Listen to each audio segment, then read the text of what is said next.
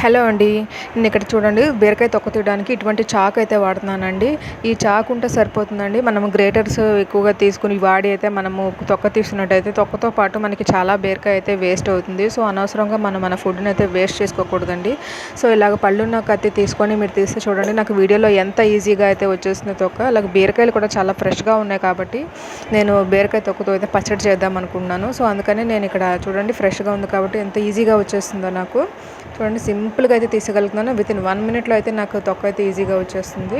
చూడండి మధ్యలో ఉన్న పార్ట్‌తో అయితే నేను పచ్చడి చేస్తాను. ఇలా బడుపులా ఉన్నదైతే మనము పారేసుకోవడమేనండి. దాంతో పచ్చడి చేసిన టేస్ట్ అయితే అంత బాగోదు మనకి.